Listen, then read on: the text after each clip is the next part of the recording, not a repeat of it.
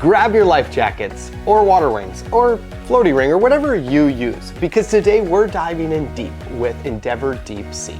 It's all about building your underwater empire, mapping mysterious depths, and maybe sneaking past your opponents while they're distracted by a school of fish.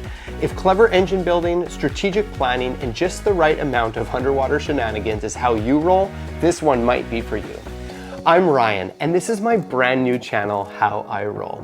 In fact, it's so new that this is my first full-length video released on it. So I'm very grateful that you decided to swing by and join me. There's always room at the table for you.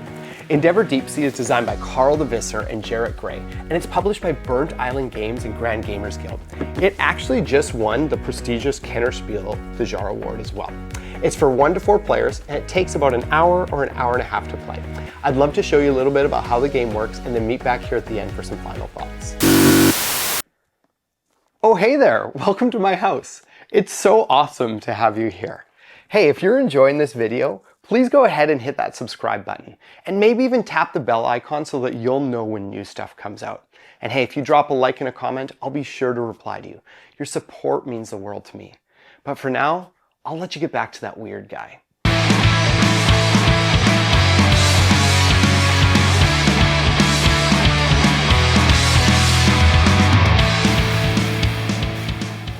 The core of Endeavor Deep Sea is all about discovery, observation, understanding, and conservation in the depths of the beautiful blue ocean. Each player starts with a single leader and limited skills, but will strive to build their team of specialists and increase their underwater abilities throughout the game. A unique feature of this game is that it offers both competitive and cooperative play, and also includes 10 different scenarios of which players will choose one each time they play. The game is played over a series of 6 rounds, 7 if you're playing a solo game, and each round is broken down into 2 simple phases, the preparation phase and the activation phase. Your ability to engage during these phases is directly driven by the engine you are building on your player mat. So let me break that down for you before we discuss the actual gameplay. The central aspect of your player mat is the 4 primary tracks that you will be ascending on throughout the game. These are reputation, inspiration, coordination, and ingenuity. Climbing up the reputation track increases your recruitment ability and offers you more choices and better choices of specialists to hire. Your inspiration level denotes how motivated you are to act each round and provides you with more discs to take actions with. Higher placements on the coordination track represents your ability to plan well between your crew members and increases efficiency each round.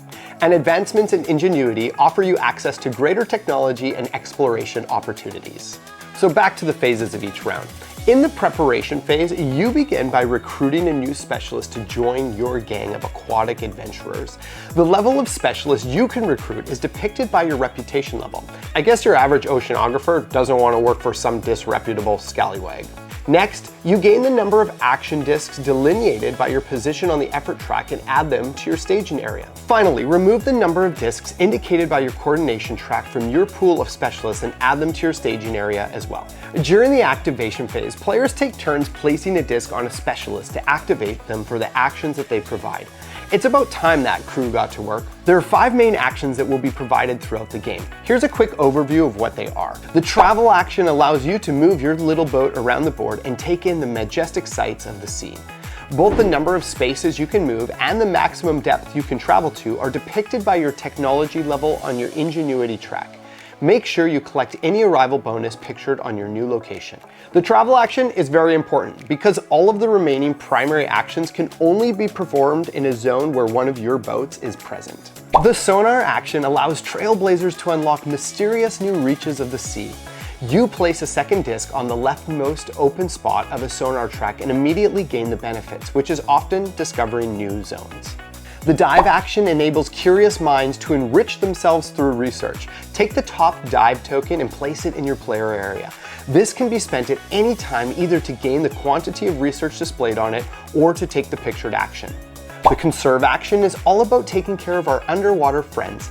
Place a disc in an open conservation spot by paying the research cost and gain the immediate benefits displayed there. And finally, the journal action reminds us that no good trip really happened unless it's been documented.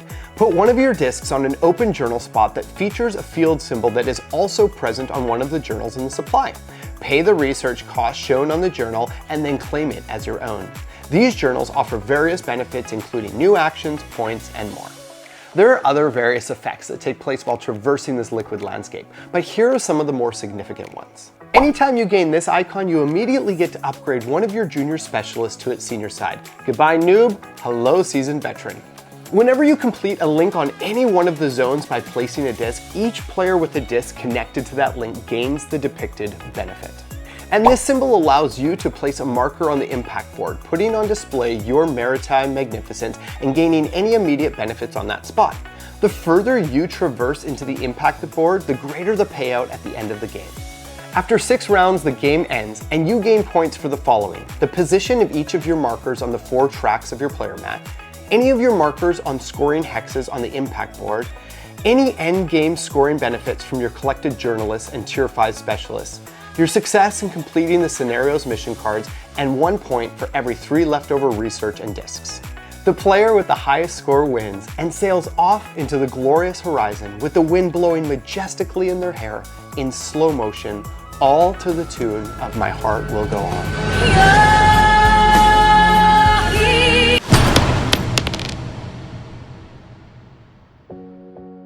All right, mateys, let's talk about whether Endeavor Deep Sea is a big splash or if it should be walking the plank.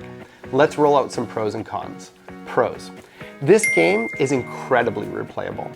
Not only does it have multiple scenarios and even 2 different game modes, plus a solo mode, but the variability of zone tiles and journals keeps it fresh and makes me want to explore it even more. Second, the mechanics are seamless. This game is very easy to learn and begin playing, but there's still a lot of strategic depth, no pun intended.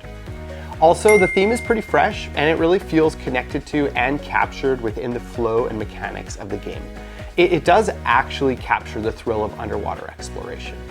And I love games with multiple paths to victory.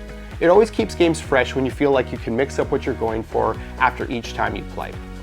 This game definitely offers that. Cons. My only small grievance with this game is that I feel it doesn't scale that well for 2 players in the competitive mode. I do feel like there maybe could have been an added layer to scale it a bit better for that, but it does still work at 2. Personally, I love this game. Planning your engine and exploring different zones keeps me engaged the whole way, and it's definitely how I roll. I haven't played all the scenarios yet, but I want to get into as many of them as I can. It is definitely a worthy Kennerspiel winner, and I find myself wanting to dive back in every time. I mean, there is a reason I chose it to be the first game I covered on my new channel. If I were to make a for fans of section for this game, which I am doing that right now in fact, I would recommend this game to anyone who is into these games. First off, Endeavor and Endeavor Age of Sail, which are the games that this re-implements. Also, Underwater Cities, Concordia, and Clank Legacy. Thank you so much for joining me on this deep sea adventure. I'd love to have you along for more, and it would mean the world to me if you would consider hitting the subscribe button so that I can see you around more often. But for now, it's time for me to resurface before my oxygen supply runs out.